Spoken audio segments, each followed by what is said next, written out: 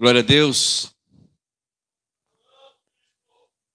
Meus amados irmãos, nós vamos fazer uma palavra hoje aqui no Isaías, capítulo 40. Hoje estamos vivendo momentos difíceis, né, da terra. Tão triste a gente ver reportagens falando sobre guerras, crianças, né? Hoje estava lá vendo reportagem e aí aconteceu que uma criança de, acho que 10 meses, não falo a memória, está lá como refém lá sequestrada por aqueles doidos lá do Oriente Médio. Então a gente fica triste por isso, que o diabo tem trabalhado, né, de forma cruel com as crianças, né? E precisamos de consolo, precisamos de uma palavra de que venha nos animar diante de todas as tragédias que a gente vê no nosso dia a dia. E o Salmo 40, Isaías 40, eu sempre lembro do Salmo 40 nessa hora, né? Mas Isaías 40, justamente nos fala um pouquinho sobre isso, Eu queria ler com os irmãos, do versículo 1 até o versículo 11, desse livro de Isaías 40, capítulo 40. Diz assim: console o meu povo, diz o Senhor, o Deus de vocês. Fale ao coração de Jerusalém e anuncie que o tempo da sua escravidão já acabou, que a sua iniquidade está perdoada e que ela já recebeu em dobro das mãos do Senhor por todos os seus pecados. Uma voz clama no deserto: preparem o caminho do Senhor. No ermo façam uma estrada reta para o nosso Deus. Todos os vales serão levantados e todos os montes e colinas serão rebaixados. O que é tortuoso será retificado. Os lugares ásperos serão aplanados e a glória do Senhor se manifestará, e toda a humanidade haverá, pois a boca do Senhor o disse. Uma voz diz: proclamai, e alguém pergunta: o que hei de proclamar? Toda a humanidade é erva, e toda a sua glória é como a flor do campo. A erva seca, as flores caem, soprando nelas o hálito do Senhor. Na verdade, o povo é a erva, e a erva seca e as flores caem, mas a palavra do nosso Deus permanece para sempre. Ó Sião, você que anuncia boas novas, suba a um alto monte. Ó Jerusalém, que anuncia as boas novas, levante a sua voz fortemente. Levante-a, não tenha medo. Diga às cidades de Jerusalém: eis aí está o seu Deus. E eis que o Senhor Deus virá como poder, e o seu braço dominará, e eis que o seu galardão está com ele, e diante dele vem a sua recompensa. Como pastor, ele apacentará o seu rebanho, e entre os seus braços recolherá os cordeirinhos, e os carregará no colo, e aos que amamentam, ele guiará mansamente. É um livro, pode sentar, amados. É um capítulo magnífico, né? Nos fala sobre o consolo de Deus. O que chama atenção nesse capítulo, irmãos, é que Deus agora usa propriamente Isaías para profetizar para a nação que estava fora da sua nação. Ele estava em Babilônia, cativos, presos. E Deus agora, no meio daquele tumulto que eles viviam agora, daquela situação difícil que eles viviam, Deus traz uma consolação para eles. Então, se nós formos ver hoje a situação que vive o nosso mundo, quantas pessoas hoje estão aguardando, esperando que haja uma palavra dessa aos seus corações. E Deus nos deu o privilégio de nós termos a palavra de Deus bem próxima de nós, para a gente poder receber esta palavra. E saber que o momento mais difícil da nossa vida é justamente nesse momento que Deus se posiciona diante de nós. Eu não vejo outra forma de de encarar Deus do que nas adversidades. É ali que você vai ver Deus operando. Eu começo a ler a Bíblia, sabe, irmãos? E ver o quanto Deus tem operado para mostrar o seu poder para a gente. Mostrar como Ele é amoroso, benigno, longânimo. E tudo que Ele quer, na verdade, é justamente isso. É que você seja amado. Você já se sentiu amado? Já se sentiu amado, irmãs? Então é isso que Deus quer, que você se sinta com Ele. É que você chegue até Ele, se sintam amado por Ele. E, na verdade, Deus tem agido desta forma conosco. Ele olha para Israel e vê Israel lá, talvez triste, talvez amargurados, porque eles estavam presos longe da sua terra, porque para Israel ficar longe da sua terra era um grande castigo. Porque eles zelam muito pela terra, eles zelam muito pelo aquilo que Deus prometeu para eles. De repente, Deus tira eles da Judéia, de Israel, e leva para uma terra chamada Babilônia, e ali os mantém presos ali na opressão dos babilônicos, e Deus, mesmo assim, mesmo levando eles a essa situação, Ele traz uma palavra de consolo. A pergunta sempre é: mas por que Deus mandou eles para lá? Vocês vão estudar cuidadosamente, você vê que Deus, Ele sempre instruiu Israel para obedecer a Ele. Sempre instruiu Ele. Né? Porque Deus queria que Israel olhasse para Deus como o seu único Deus. Israel começou, sabe, variar um pouquinho as coisas.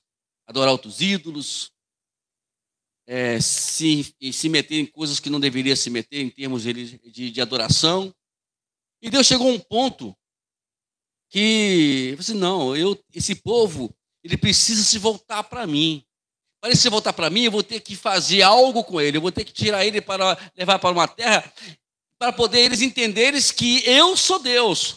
Então, quando ele vai para lá, quando ele leva eles para lá, quando eles vão para a Babilônia, o Deus não desampara ele. O mais impressionante é que mesmo Deus disciplinando eles, Deus não desampara Israel. Sempre está ali com eles. Sempre enviar um profeta, por exemplo, nós temos Daniel, que é um dos profetas do exílio. Nós temos Ezequiel, que é um dos profetas do exílio. Isaías também passou, também profetizando para eles, como nós podemos ver aqui agora. Deus sempre estava levando alguém para dizer uma palavra numa hora difícil. Por mais que a gente erra, por mais que a gente vacila com Deus, Deus sempre vai ter uma palavra para poder nos encorajar a dizer: ainda estou com você. Eu ainda não desamparei você, você ainda está aqui. Então, se você está vivo, é porque Deus tem dado-nos a oportunidade para podermos alcançar o seu amor. E aqui nós vemos que Deus começa a trazer, em meio a essa tribulação toda, em meio ao cativeiro, ensinar para Israel que lá eles também poderiam ter paz. Porque às vezes, quando você olha falar de paz, nós sempre, quando olhamos e pensamos em paz, nós pensamos que nós não vamos ter mais problemas, né? Acabou os problemas, né? A gente não vai ter mais dívida, a gente não vai ter mais lutas, né? E isso, para isso acontecer, a gente tem que ir para o céu, né, amados? E para ir para o céu tem que morrer, né? Então, enquanto nós estamos vivos ainda, a gente vai passar por isso. E até mesmo o próprio Senhor Jesus Cristo deixou isso bem claro para a gente, né? Neste mundo, nós teremos aflição. Então, enquanto estivermos no mundo, nós vamos passar por aflições, vamos passar por problemas difíceis da vida, né? Não existe nada que vai nos tirar, mas a paz que Ele quer que nós tenhamos é a paz de saber como lidar, a serenidade para poder lidar justamente com essas adversidades. Como todos nós vamos ter problemas, então nós temos que receber a paz de Deus para saber passar por essa adversidade, porque se nós não tivermos a paz de Deus em nossas vidas, nós vamos chutar o balde, como o nosso irmão que falou aqui, né? A gente vai acabar chutando o balde e a gente vai perder a bênção de Deus. Israel, e Deus pensou isso, Israel, não, eles vão para lá, isso é uma disciplina que eu estou dando para eles, mas ele falou assim: olha, console meu povo, diz o Senhor, falem ao coração de Israel, anuncie o tempo que da sua escravidão já acabou. Está acabando. O tempo de você ficar escravo dessas situações adversas da sua vida está acabando. É profético isso para a gente. Se você crê, você pode receber isso nessa noite para a sua vida também, como eu estou recebendo para a minha. Receber e dizer assim, olha, o tempo da escravidão, o tempo da perseguição, o tempo da escassez está acabando. Deus está enviando providência para nos abençoar. Você crê nisso, irmãos? Ele fala que até mesmo a iniquidade, está falando justamente pelo pecado de Israel, a sua iniquidade está perdoada. Eu vou perdoar vocês. E aí ele crescendo no versículo 2 ainda. E que ela já recebeu em dobro das mãos do Senhor por todos os seus pecados. Você vai receber em dobro daquilo que você errou. Deus, ele quer dobrar aquilo que você pecou lá. Deus quer dobrar hoje em bênção para a sua vida. Olha que maravilha. E aí ele começa a dizer assim, agora vamos mudar a história da sua vida. No versículo 3 diante, ele começa a mudar, trazer uma palavra de mudança para Israel. Ó, no deserto prepare o quê? O caminho do Senhor. Porque o deserto, ele é pedagógico, né? O deserto é um lugar onde nós aprendemos a lidar com Deus. Então, prepare o caminho. No ermo, faça a estrada reta para o nosso Deus. Isto é, lá no deserto, você prepara o caminho. No ermo, que é as ruas tortas, faz uma reta para o Senhor e o encontro da sua vida. Todos os vales lá serão levantados, os montes lá serão rebaixados. Olha que Deus está falando, eu vou, levantar os vales, não vai ficar mais secos como era antes, não vai ficar mais, sem água como era antes. Eu vou levantar vocês, eu vou dar água, eu vou abundar em vocês as minhas bênçãos, e aonde é a dificuldade, que é o monte, eu vou rebaixar para que vocês não tenham mais, não se cansam mais de subir os montes das dificuldades da qual vivemos no nosso dia a dia. E ele fala mais aqui ainda, o que é tortuoso será retificado. Não tem aquela musiquinha das crianças? Eu era um homenzinho torto, né? Lembra disso? Andava numa casa torta, torto, como é que era? A sua vida era torta, um dia um homenzinho torto, a Bíblia encontrou. Aí tem o outro também, né? Tem que fazer um eco. Oh! E tudo que era torto, Jesus endireitou. Vivendo um momento infantil aqui na nossa vida, né? É isso que Deus quer fazer com a gente. O que é tortuoso, ele vai retificar. O lugar áspero, aquele lugar, que você não consegue andar porque é cheio de pedra, cheio de dificuldades, ele será aplanado. Eu fico imaginando quando Israel passou, quando o mar vermelho se abriu, olha o detalhe, Deus sopra para secar, para que o povo não molhe os pés. Deus, quando te dá bênção, quando Deus vai fazer algo e vai te derramar bênção sobre a sua vida, ele faz tudo perfeito, sem dificuldade nenhuma. Se a bênção está meio assim, meio achada, porque não é de Deus, mas quando Deus der a bênção, tudo vai se endireitar. É só nós crermos. E aí ele fala no versículo 5, a glória do Senhor se manifestará, e toda a humanidade verá, pois a boca do Senhor é quem disse. Irmãos, quando Deus falar, creia numa coisa, vai prevalecer. Não tem outra coisa que não vai mudar a história. Diabo, Satanás, eles não podem mudar a história que Deus escreveu para a minha e para a sua vida. Ele pode tentar querer nos atentar, tentar querer nos deixar meio confuso, mas tirar a bênção que Deus já te deu, nunca.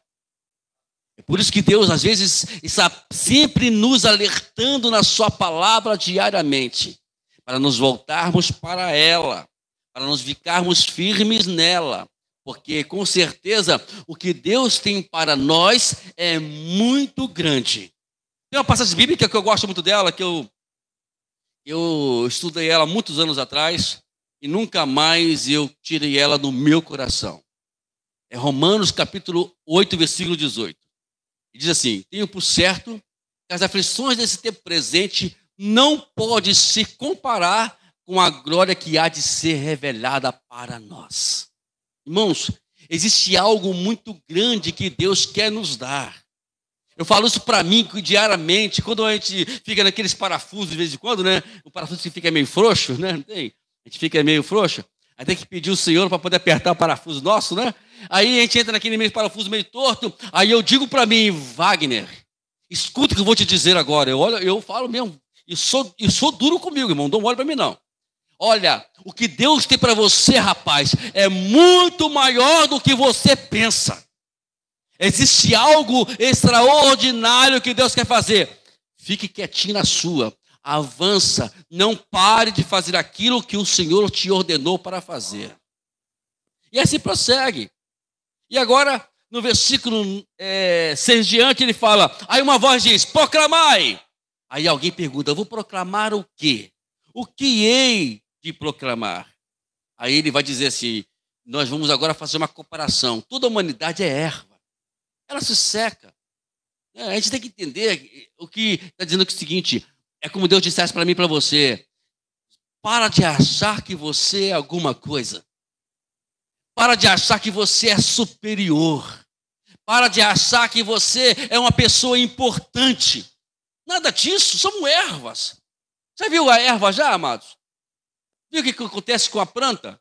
Hoje está bonita, né? Ela, de vez em quando a minha esposa fica lá, ela tem um jardinzinho lá meio assim, negócio lá, né? A gente vai lá e planta a flor. No dia seguinte a flor não está mais lá. A gente vai lá para o jardim, a flor já se secou e ela desapareceu. Assim somos nós.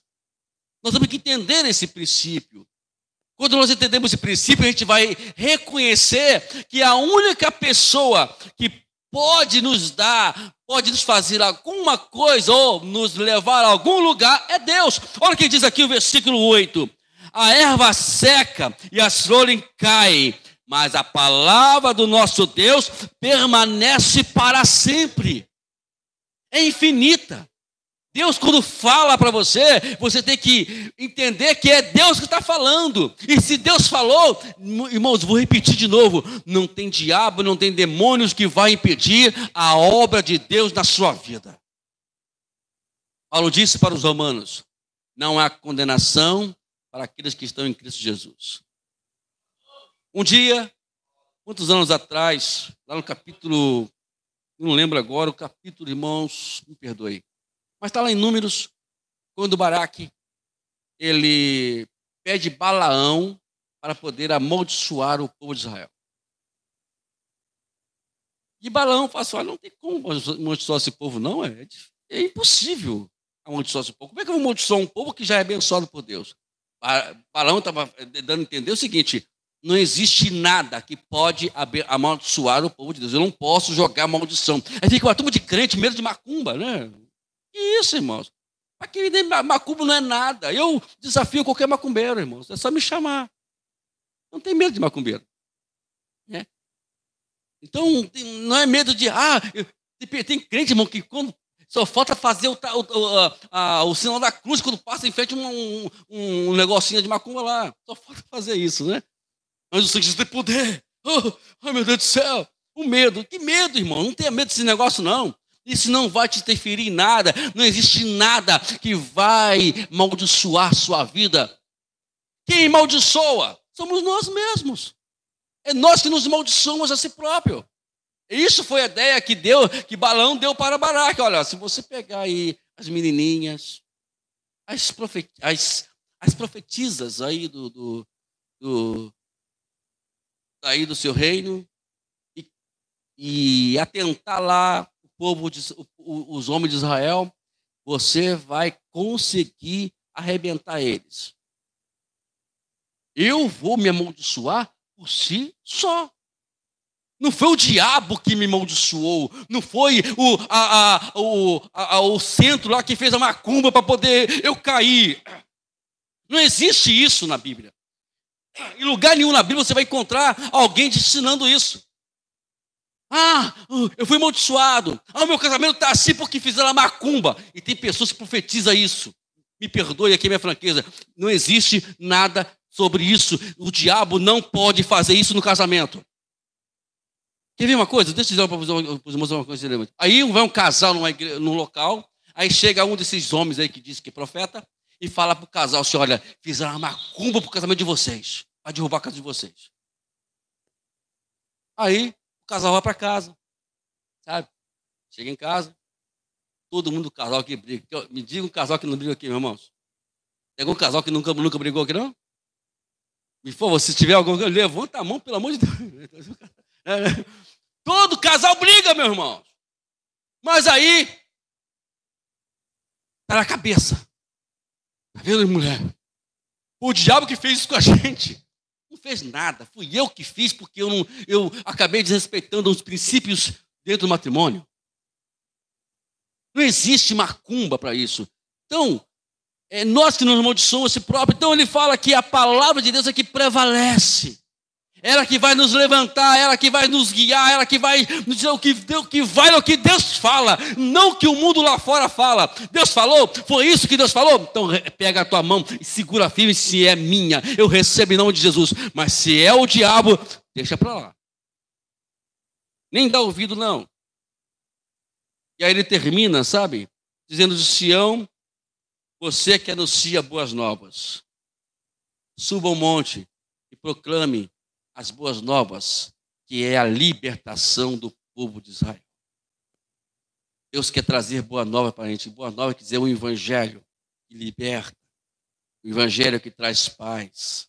O evangelho que traz direção a Deus.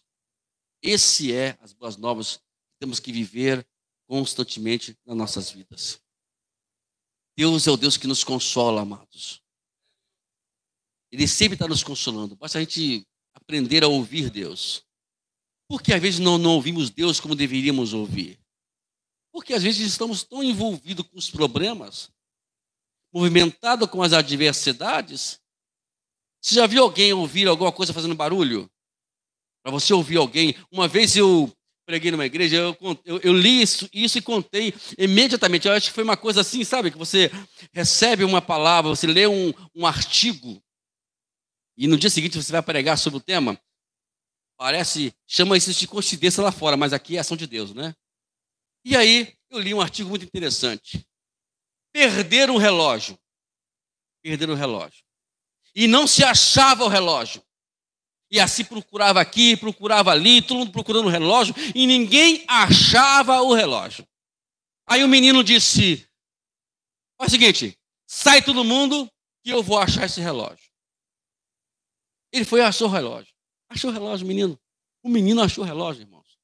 Aí vem a curiosidade, vem cá, meu irmão, como é que você conseguiu achar esse relógio? Simples. Eu fiquei em silêncio e escutei o tic-tac dele. E fui lá, via o barulho e peguei. Eu vi o tic-tac e peguei o relógio. Aqui o relógio.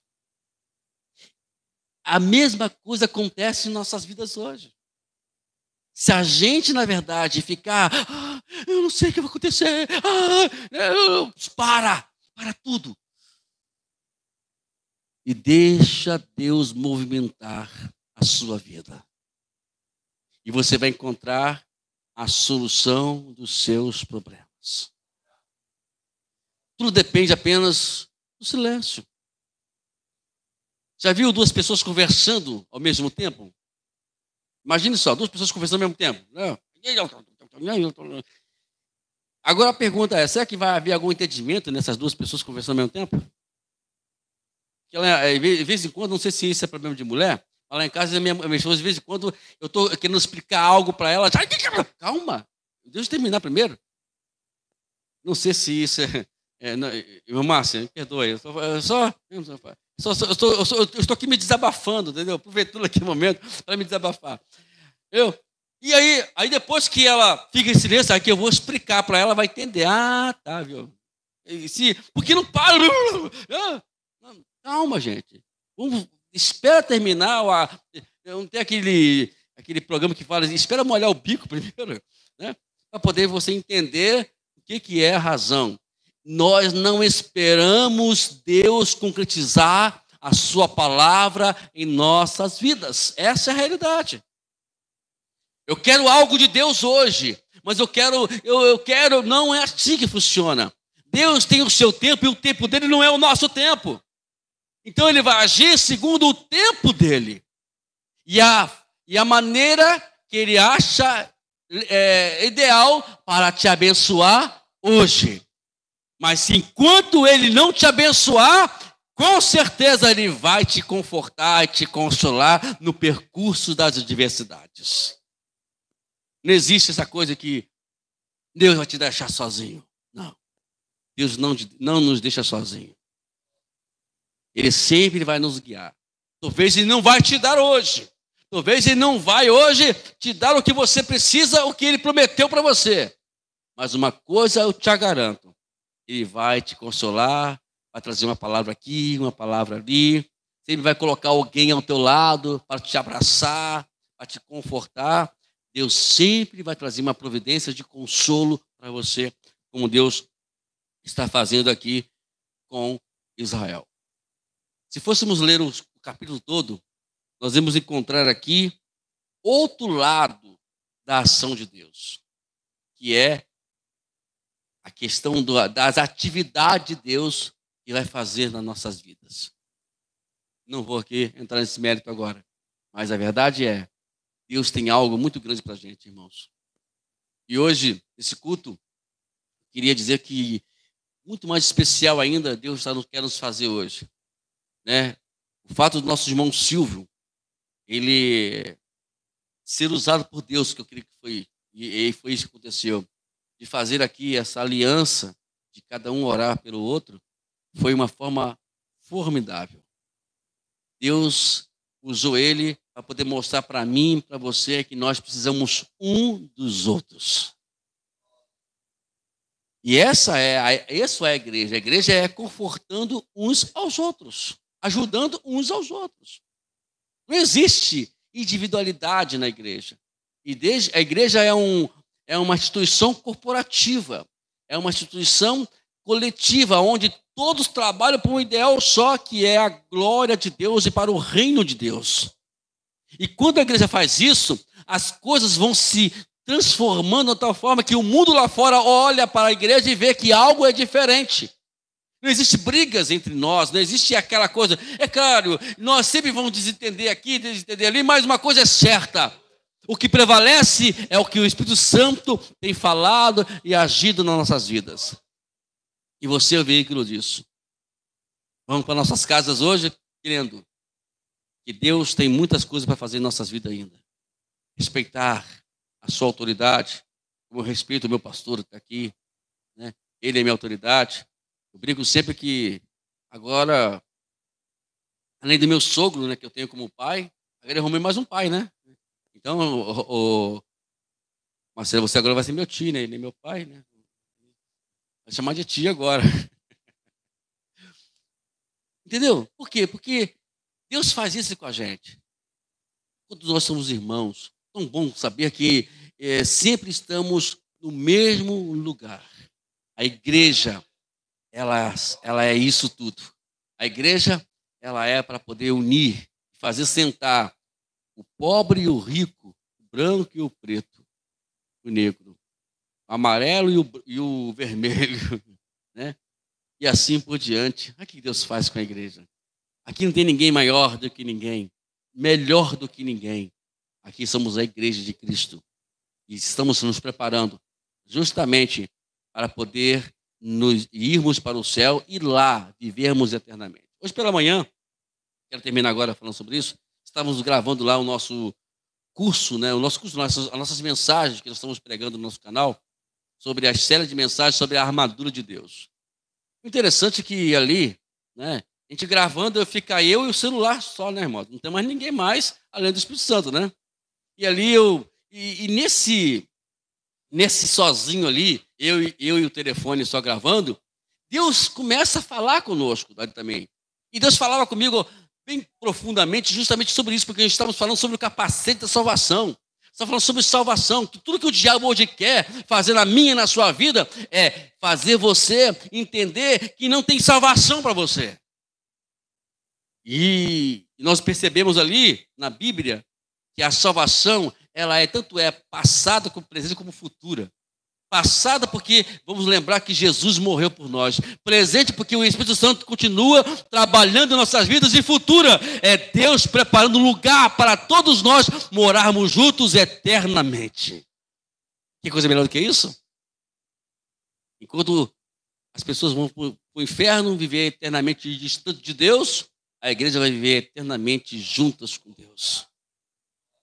Existe uma ideia aí fora que o inferno, ele é um lugar que tem fogo, aí tem lá um bichinho chifrudo, é a barbinha. Deixa a barbinha de fora desse negócio aqui, senão, né? A barbinha, eu vou esquecer a barbinha, vou colocar só o chifrudo, né? E um tridente na mão, futucando as pessoas, empurrando dentro do inferno. Não é assim que pinta o inferno aí, irmãos? Isso é mentira. O inferno não tem fogo nenhum. O que a Bíblia descreve sobre o inferno é um lugar solitário, escuro e sozinho. Imagine alguém eternamente sozinho a eternidade, não vendo mais ninguém. É assim que vai ser o inferno, segundo a Bíblia.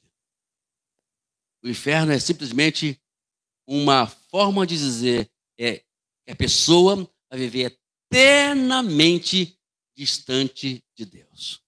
Enquanto a igreja vai viver eternamente próxima de Deus. Melhor ainda, brilhando, porque a Bíblia fala que existe categorias no céu que nós vamos receber. Um brilharão como o sol, ou brilharão como uma lua, outro vai brilhar com as estrelas, mas vamos ter brilho no céu. Isso quer dizer que vale a pena você não abrir mão da sua fé aqui na terra. E Deus está consolando você. Consolando. O Espírito Santo está aqui para isso, para ajudar você nessa jornada difícil. É difícil. Por exemplo, os irmãos que vivem nesse mundo, irmãos, não é fácil, não. Você sai na rua, você não sabe que você vai voltar, mas o bom de tudo é que Deus está nos guardando de todo mal, né?